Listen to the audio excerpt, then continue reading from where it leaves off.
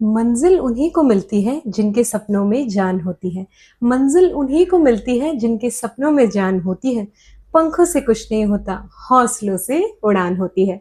So welcome back प्यारे बच्चों, welcome back to biology with Neha Baid. जल्दी से वीडियो को लाइक कर दीजिए, कमेंट में बताइएगा कैसे लगा, सब्सक्राइब करना ना भूलें और अगली फरमाइश भी बता दीजिएगा क्यों, क्योंकि आज लेकर आ रही हूँ एक्सक्लूसिव वन शॉर्ट सीरीज। जी बिल्कुल, हम स्टार्ट कर रहे हैं आज से वन शॉर्ट सीरीज। अब बोर्ड एग्जाम आ गए हैं पास में, तो कुछ स्पेशल तो बनता है ना आप सभी के लिए।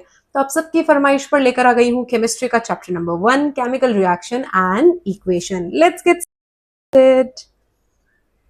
देखें, सबसे पहले केमिकल रिएक्शन होती क्या है। तो कभी भी अगर हम दो सब्सटेंस को आपस में मिक्स करके कोई नया सब्सटेंस बना देंगे तो उसे हम क्या कहेंगे, उसे हम कहेंगे केमिकल रिएक्शन कहेंगे। ओके, केमिकल रिएक्शन लिखते कैसे हैं, आपको एलिमेंट्स के सिंबल याद होने चाहिए। जैसे कि देखिए, तो जैसे यहाँ मैंने लिखा Mg और Mg के साथ जी मैंने क्या जोड़ दिया, O2 जोड़ दिया, तो क्या बना, मैग्नीशियम ऑक्साइड।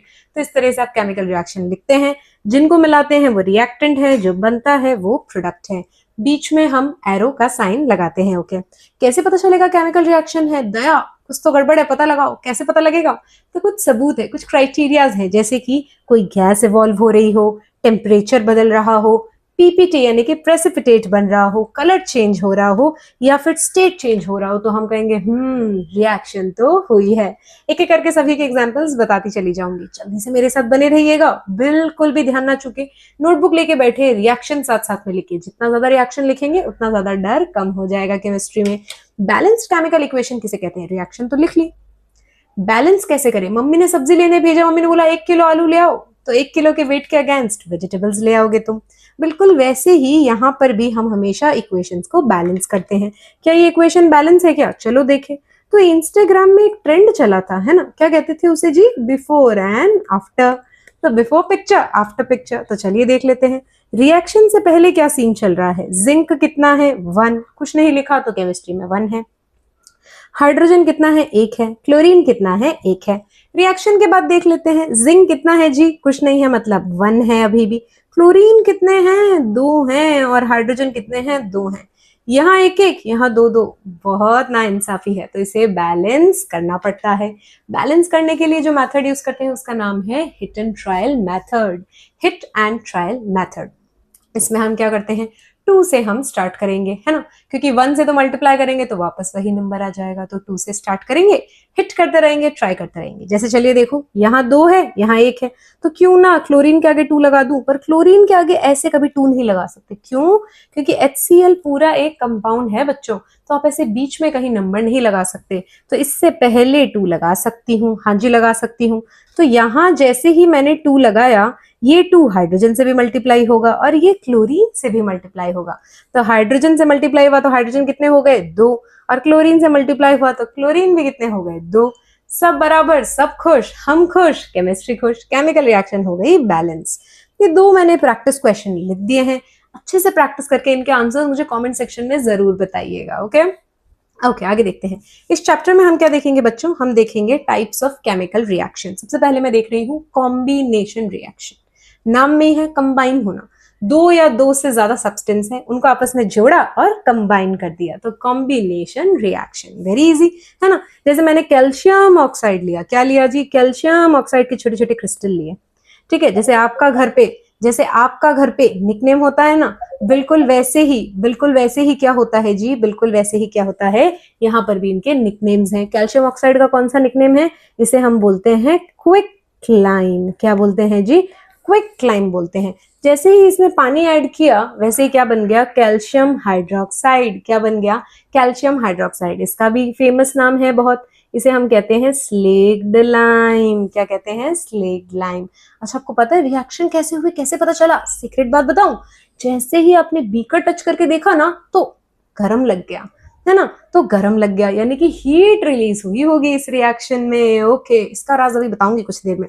पहले देखें और कॉम्बिनेशन के एग्जांपल एनसीईआरटी ने क्या क्या बताए हैं। देखें, एक है बर्निंग ऑफ कोल, तो कोयला जब जलाएंगे जी, कोयला जब जलाएंगे तो कोयला मतलब कार्बन, ऑक्सीजन के साथ बर्न किया, CO2 बनी। ऐसे ही पानी का मॉलिक्यूल बनता है हाइड्रोजन गैस और ऑक्सीजन गैस, दोनों को मिला दो, क्या बन गया जी, पानी बन गया, है ना। हाँ जी, अभी मैंने कहा था कि किसी रिएक्शन में अगर हीट रिलीज हो तो ऐसी रिएक्शन को कहते हैं एक्सोथर्मिक रिएक्शन। क्या कहते हैं जी? Exothermic reaction. अच्छा, जैसे इसका क्लासिक एग्जांपल क्या है? Natural gas. नेचुरल गैस मतलब सीएनजी, जो कंप्रेस्ड नेचुरल गैस होती है, उसका एग्जांपल ले रहे हैं।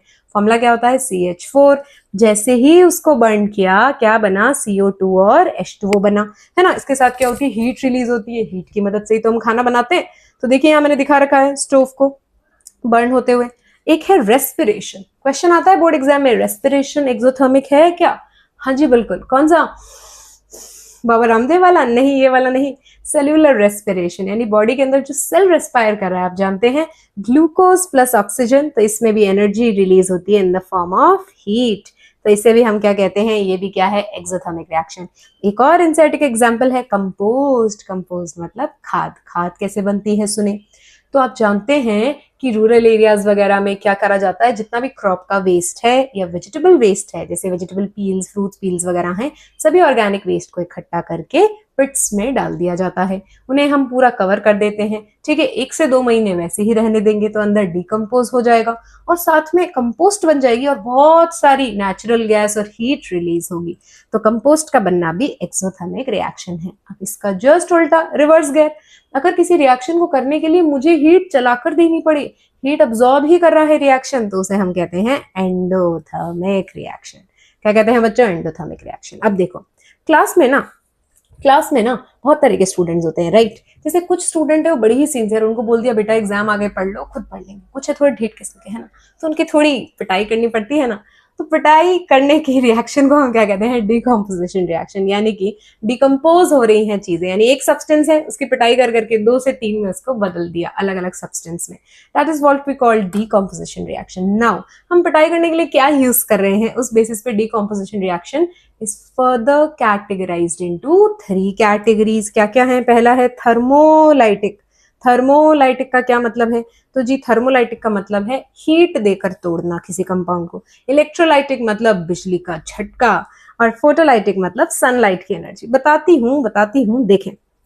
Thermal decomposition reaction. Thermal decomposition reaction में जैसे एग्जांपल क्या लिया मैंने? तोड़ा लेड नाइट्रेट को। किसको तोड़ रहे हैं जी? Lead nitrate. जैसे इसे तोड़ा तो ये क्या बनाता है? लेड का ऑक्साइड, साथ में 2 गैस रिलीज करता है। याद रखनी है रिएक्शन, ये रिलीज करता है NO2 नाइट्रोजन डाइऑक्साइड और ऑक्सीजन। ऑक्सीजन का तो ना रंग ना स्मेल, पता नहीं चलेगा। पर पता कैसे चलेगा रिएक्शन कैसे हो गई? देखो बताती हूँ। इसके ब्राउन फ्यूम्स निकलते हैं। फ्यूम्स मतलब धुएं। तो ब्राउन कलर के फ्यूम्स निकलते हैं तो पता चल जाएगा कि रिएक्शन हैज टेकन प्लेस। ऐसे ही देखिए एक और रिएक्शन है, इसमें हम आयरन सल्फेट को गर्म कर रहे हैं। दीदी दिख रही है ना, तो दीदी टेस्ट ट्यूब पे उसे गर्म कर रही है। जैसे ही बनेगा तो क्या बनेगा? आयरन के ऑक्साइड और साथ में 2 गैस रिलीज होगी, सल्फर डाइऑक्साइड, सल्फर ट्राइऑक्साइड। आपको कैसे पता मैम? क्योंकि इनका कैरेक्टरिस्टिक स्मेल है, इनकी कैरेक्टरिस्टिक ओडर है, स्मेल है। कैसी है?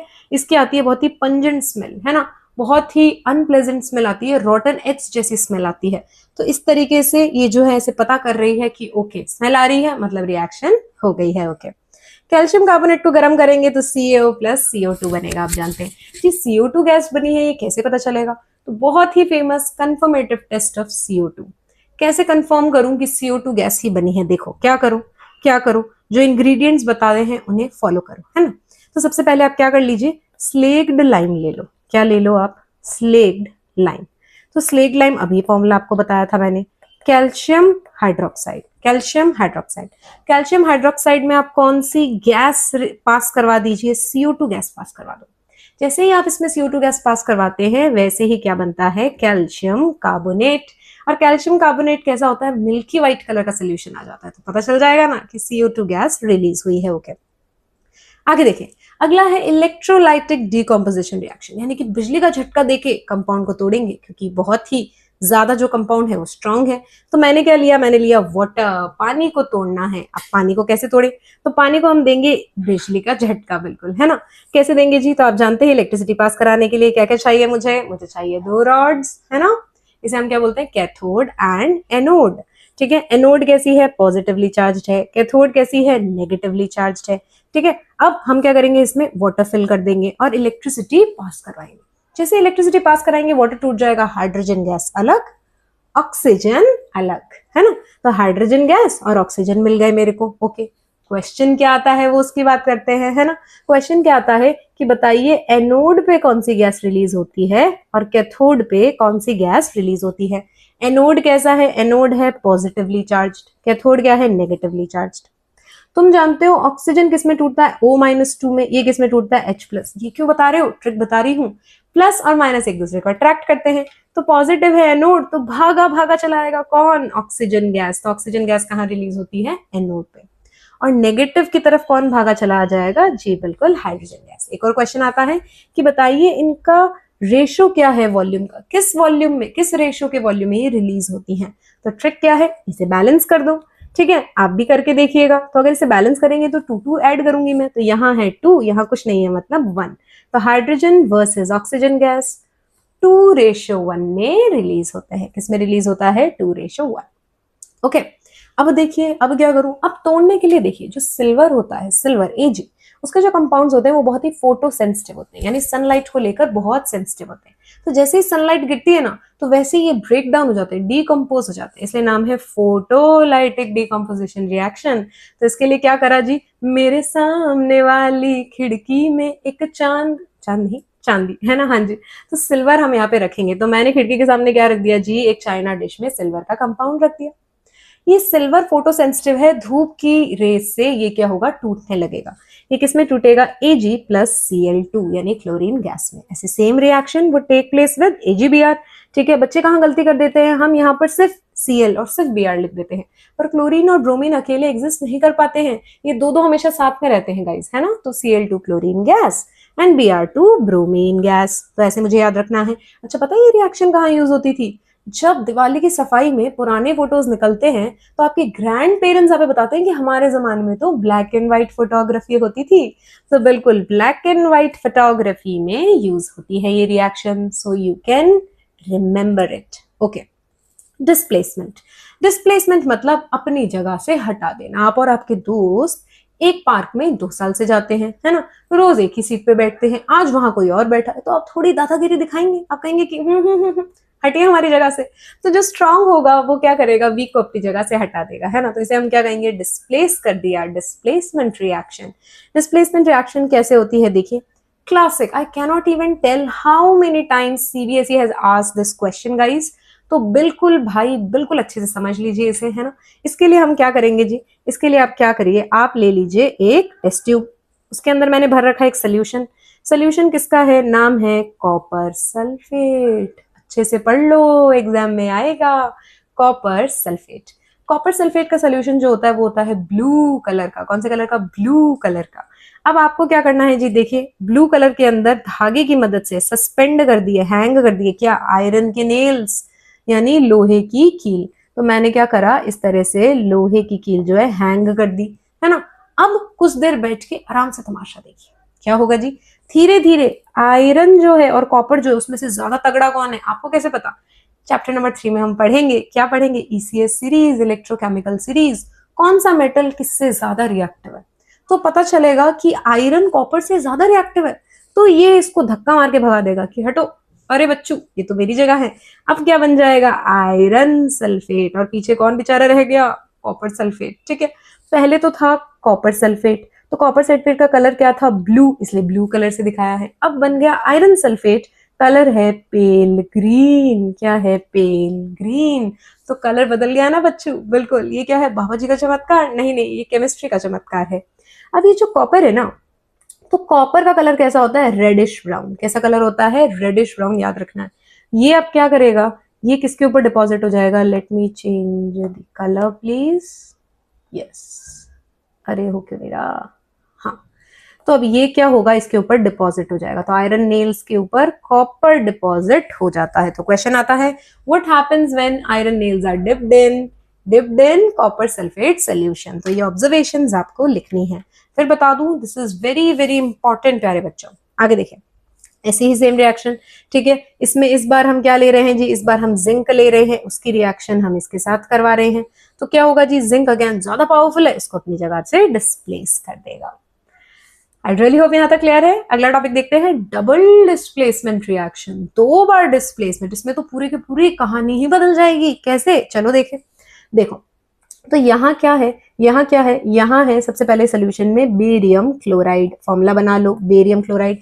अब नाउ आई रियली होप कि आपको आयन के चार्जेस याद होंगे, जैसे बेरियम पे कितना चार्ज है, क्लोरीन पे कितना चार्ज है, उसके बिना तो केमिस्ट्री के हथियार हैं वो, ठीक है। तो आई रियली होप ये आपको पहले क्लियर होंगे। अगर ये भी आपको समझने हैं, नहीं लिस्ट पता है, तो कमेंट सेक्शन में बता दीजिएगा, मैं आपको लिस्ट प्रोवाइड करवा दूंगी। Barium +2 Cl-, sodium sulphate Na2SO4 किस में टूटता है, Na+1 SO4-2। अब क्या होगा जी, अब क्या होना था, अब ये जो प्लस वाला है वो माइनस के साथ भाग जाएगा और इसका प्लस वाला उसके माइनस के साथ भाग जाएगा। अरे ये कौन सा एक्सचेंज ऑफर है जी, Na और Cl मिलके बना लेंगे NaCl, और Ba+2 और SO4-2 मिलके क्या बना लेंगे, BaSO4। BaSO4 एक वर्ड आ रहा है बार बार बार बार, प्रेसिपिटेट। जब भी कोई हम सब्सटेंस बनाए वो सोल्यूशन में डिसॉल्व नहीं हो पाए तो धीरे धीरे वो नीचे की तरफ बैठ जाता है, उसे हम बोलते हैं प्रेसिपिटेट, यानी कि शॉर्ट में पीपीटी। BaSO4 की व्हाइट कलर की पीपीटी होती है, वेरी इंपॉर्टेंट, याद रखना है, ठीक है जी। बैलेंस मैंने कर दी है ऑलरेडी, आप प्रैक्टिस करके खुद बैलेंस कर लीजिएगा, अब तो सिखा दिया है बच्चों, है ना। अब देखिए, अब आगे क्या है जी, अगली रिएक्शन क्या है, ये है ऑक्सीडेशन। अगली रिएक्शन क्या है, अगली रिएक्शन है ऑक्सीडेशन। ऑक्सीडेशन कैसे करते हैं, देखिए पहले ही एक चीज क्लियर कर दूं, है ना। 2 केसेस हैं जहां पर हम कहेंगे कि ऑक्सीडेशन हुआ है ना। अगर किसी के अंदर ऑक्सीजन ऐड हुई है तो वो भी ऑक्सीडेशन है, किसी में से अगर मैंने हाइड्रोजन बाहर निकाल ली तो वो भी क्या है, वो भी है ऑक्सीडेशन। तो ऑक्सीजन का जुड़ना ऑक्सीडेशन है और हाइड्रोजन का निकलना भी क्या है, ऑक्सीडेशन है। उसी तरीके से रिडक्शन भी 2 कंडीशन पे होता है, हाइड्रोजन का जुड़ना रिडक्शन है और ऑक्सीजन का निकलना भी रिडक्शन होता है। तो ये क्या होता है, इसे हम बोलते हैं reduction. I really hope that is clear, okay. अब देखिए ऑक्सीडेशन रिएक्शन देखें, सबसे पहले मैंने क्या करा भाई, कॉपर लिया। तो कॉपर का कलर कैसा होता है भाई, रेडिश ब्राउन, अभी बताया था। इसे मैंने क्या करा, जला दिया। जैसे ही इसे बर्न किया क्या बना, कॉपर ऑक्साइड। पता है आपको ये एनसीईआरटी में है और ये पूछा भी था, कौन से कलर का है, ब्लैक कलर का। कौन से कलर का है, ब्लैक कलर का है। तो इसे हम क्या बोलते हैं जी, ऑक्सीडेशन हुआ है। वैसे ही रिडक्शन, रिडक्शन में देखिए क्या हुआ है, ये मैं आपको बहुत डिटेल में एक रिएक्शन बताती हूँ, देखिएगा।